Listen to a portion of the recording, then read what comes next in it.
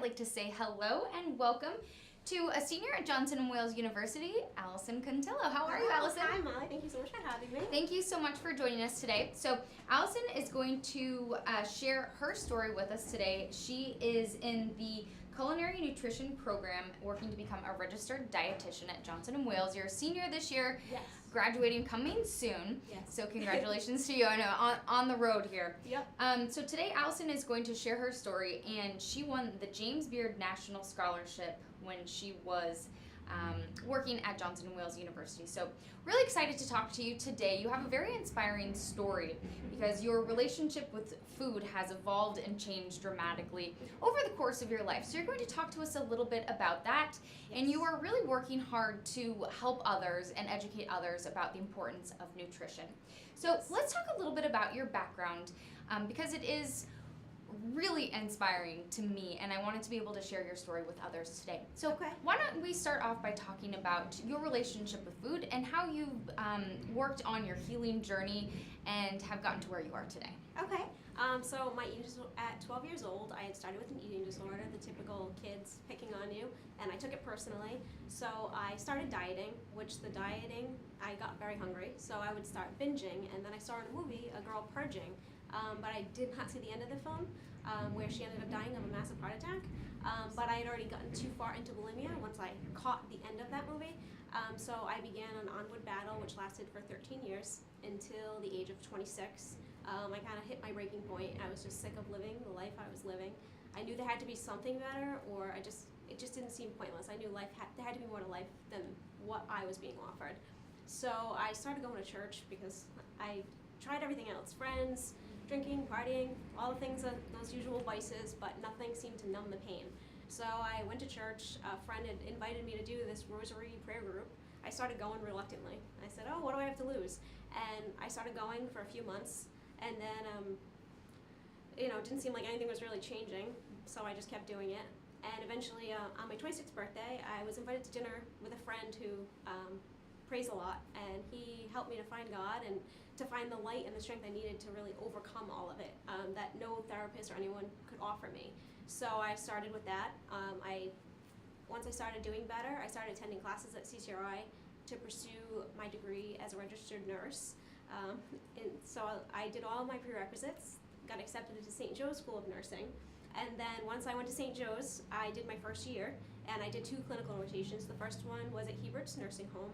The second was at Fatima Hospital on the telemetry unit. Hebert's wasn't bad. I didn't mind the diapers and stuff. I thought I couldn't handle it, but it wasn't bad. I loved the elderly patients, but once I saw the blood, I constantly was like, oh, I need to get a snack. I think my sugar's low, but I knew it wasn't my sugar. So I took some time. It was really hard to say I couldn't do nursing because it was such a good job. I was afraid of telling my parents and, the fear of failure. But I realized when I was doing my nursing care plans, I always focused my patients around natural remedies. I would do exercise and diet changes because the doctors don't really focus so much on that. Their main focus is medications and the immediate stuff. They have enough on their hands. So then I decided to be a registered dietitian. So I began my hunt of what schools offered what. Johnson & Wales had a $10,000 scholarship. I was in Phi Theta Kappa, which I think you are as well, right? Not that one, but I am in a sorority. Okay, yeah, something like that. So it does have a theta in it, though. Yeah, I thought so. I was like, some type of theta. Yeah. So I went there, and most of my credits transferred in. So that's how I ended up with Johnson & Wales, and I was getting the culinary piece.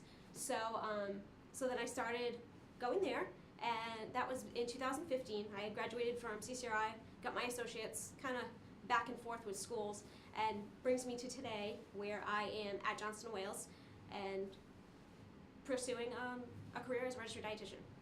I just think it's so overwhelming and pretty inspiring, like I've said several times, that you found it within you to want to help others, and I think that's so powerful for you.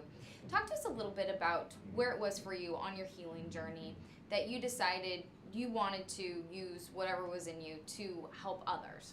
Okay. Well, actually, it was at Johnson & Wales. I started working with the food, and it was really difficult. I thought going to culinary school was going to be like a piece of cake. And being in this, it was anything but that. I had to learn all sorts of hotel pans, a chinois. I thought there was just a pan. I didn't know there was a whole hotel pan, all different kinds of pans, and then all the cooking methods. So it was really overwhelming, and it was really difficult for me to eat foods, like fried foods, like, because you had to try it. And oh my gosh. Yes. I mean, talk about that, because here you are, you battled with an illness for what, 13 years, for half your life at this point. Yep. So for you, that had to have been such a complicated process to face daily. Yeah, it was really difficult. It was stressful, just feeling, I felt really vulnerable and really stupid. Like, I just gotten through nursing school, and that was hard.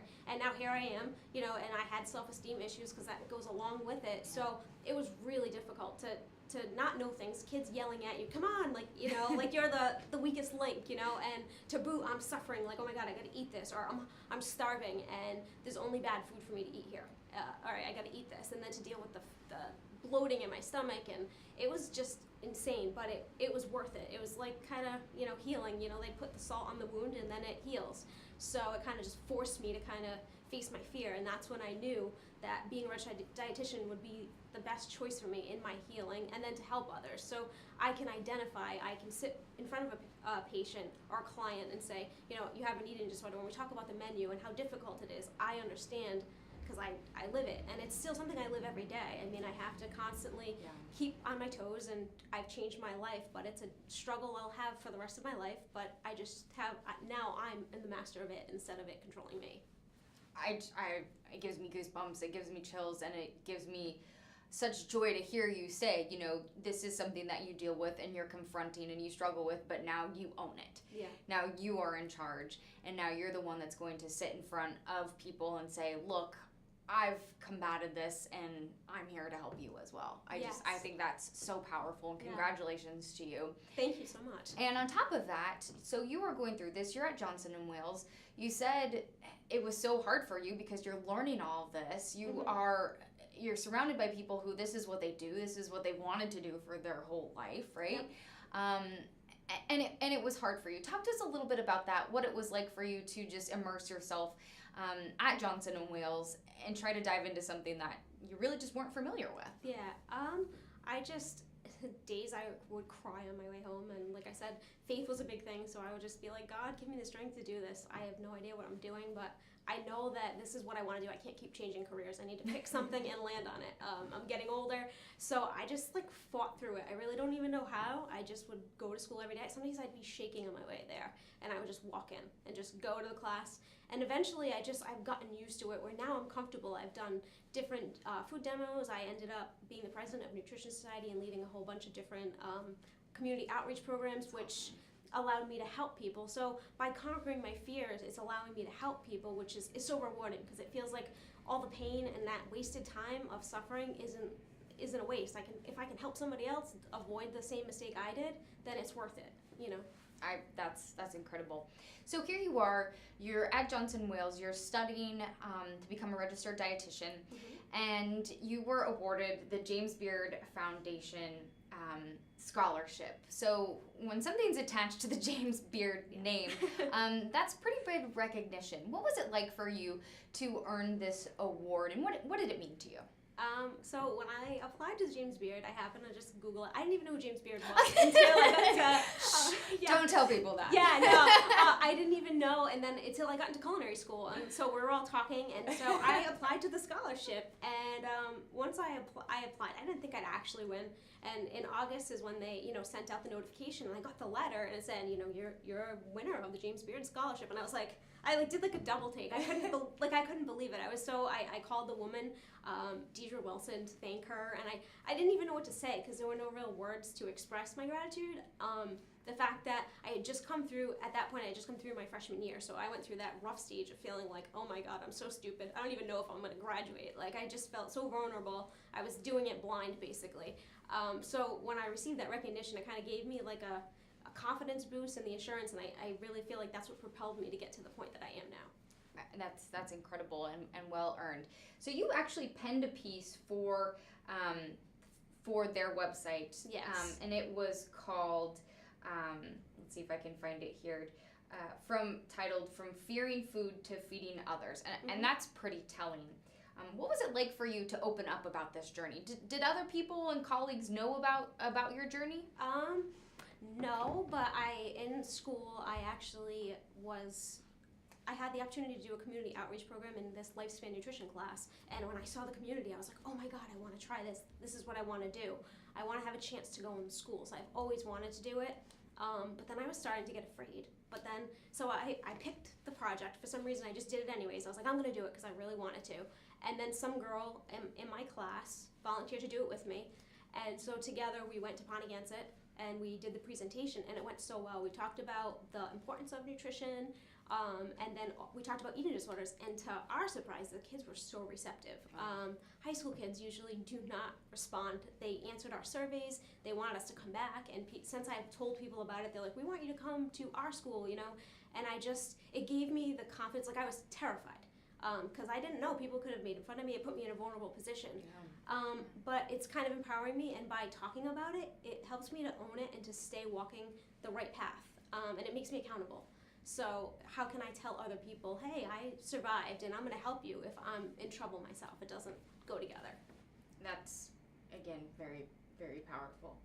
And I think that probably has to be super healing as well. And just the fact that you can, like you mentioned, high school kids were receptive. Yeah. That has to mean a lot to you.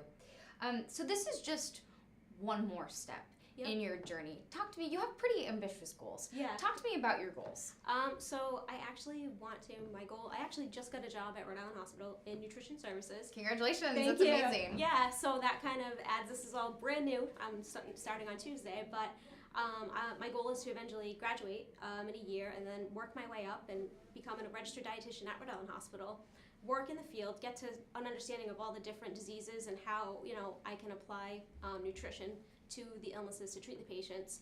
And then I want to work with the eating disorder patients. And what's ironic is I stayed in touch with one of the nurses who helped me when I had an eating disorder. And she still works with them. So I'm hoping maybe her and I can work together and she can kind of mentor me and help me along my journey.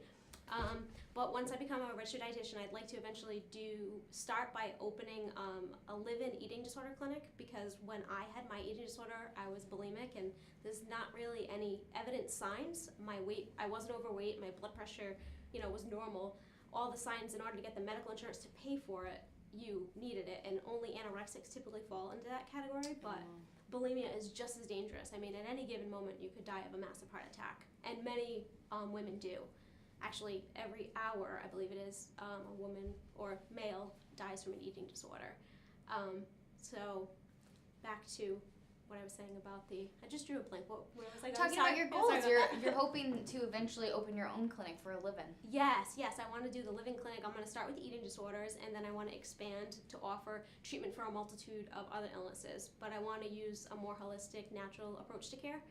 And I want to treat the patient as a wholesome, the mind, body, and spirit, because I feel in my personal experience with my struggle, by addressing all parts of my being, it's better. If you're missing one, the other doesn't work out.